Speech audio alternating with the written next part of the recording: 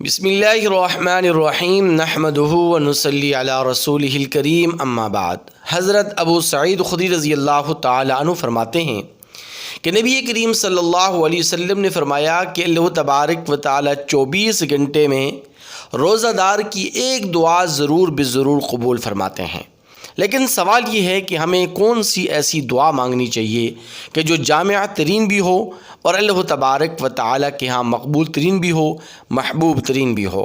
تو وہ دعا میں آپ کے سامنے عرض کروں گا کہ ہمیں کون سی دعا مانگنی چاہیے۔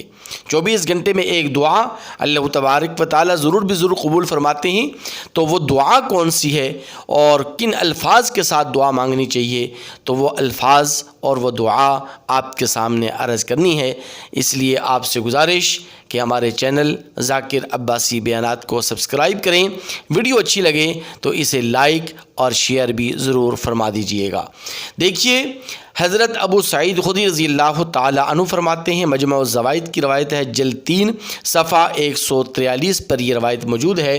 ابو سعید خدری رضی اللہ تعالی عنہ فرماتے ہیں کہ نبی کریم صلی اللہ علیہ وسلم نے فرمایا کہ اللہ تبارک و تعالی روزہ دار کی 24 گھنٹے میں ایک دعا ضرور بضرور قبول فرماتے ہیں۔ حضرت ابو ہریرہ رضی اللہ تعالی عنہ سے روایت ہے، وہ فرماتے ہیں کہ نبی کریم صلی اللہ علیہ وسلم نے فرمایا کہ 3 لوگوں کی دعاؤں کو اللہ تبارک و تعالی رد نہیں فرماتے۔ نمبر 1، روزہ دار کی دعا افطار کے وقت۔ نمبر 2، حاکم منصف بادشاہ کی دعا، یعنی ایسا حاکم، ایسا بادشاہ جو عدل و انصاف والا ہو اور جس نے اپنے دور حکومت میں اور اپنی بادشاہت میں عدل و انصاف کا بول بالا قائم کیا ہوا ہو، تو ایسے منصف بادشاہ کی، ایسے عدل و انصاف والے حاکم کی دعا کو اللہ تبارک و تعالی رد نہیں فرماتے۔ اور تیسرا فرمایا کہ مظلوم کی دعا کو بھی اللہ تبارک و تعالی رد نہیں فرماتے، بلکہ مظلوم کی دعا کے متعلق تو آتا ہے کہ اللہ تبارک و تعالی اس کو آسمان دنیا کی طرف اٹھا لیتے ہیں، وہ بادلوں سے اوپر اٹھا لیتے ہیں، اور وہ دعا آسمان دنیا کے دروازوں کو کھولتے ہوئے اللہ تبارک و تعالی کے پاس پہنچتی ہے۔ تو اللہ تبارک و تعالی فرماتے ہیں کہ میری عزت کی قسم، میرے جلال کی قسم، کہ اے میرے مظلوم بندے، میں تیری ضرور بضرور مدد کروں گا۔ بہرحال کون سی ایسی دعا ہے کہ جو دعا ہمیں افطار کے وقت مانگنی چاہیے، اور 24 گھنٹے میں ایک مرتبہ اس دعا کے پڑھنے کا ہمیں ضرور بضرور اہتمام کرنا چاہیے۔ تو دیکھیے، حضرت عبداللہ بن عمر بن عاص رضی اللہ تعالی عنہ بڑے جلیل القدر صحابی رسول ہیں اور عظیم المرتبت صحابی رسول ہیں۔ بیہقی کے اندر یہ روایت موجود ہے کہ حضرت عبداللہ بن عمر بن عاص رضی اللہ تعالی عنہ یہ دعا مانگا کرتے تھے، افطار کے وقت بالخصوص اس دعا کے پڑھنے کا اہتمام کیا کرتے تھے۔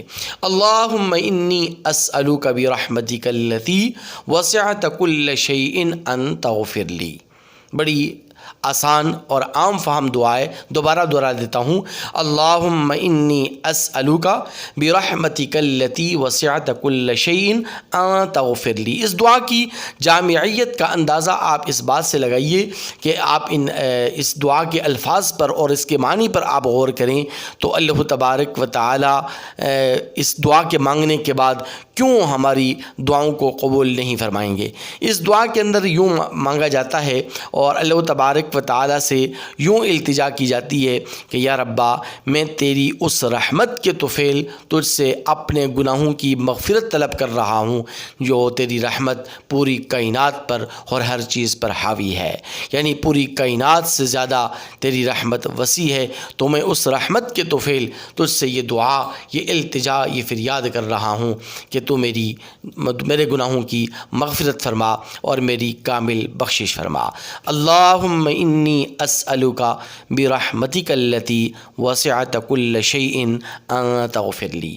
اگر پھر بھی آپ کو یہ دعا سمجھ میں نہ آئے تو کمنٹ سیکشن میں آپ ضرور پوچھیے گا، میں تحریری طور پر دوبارہ اس دعا کو آپ کو سینڈ کر دوں گا اور دوبارہ تحریری طور پر آپ کو بتلا دوں گا۔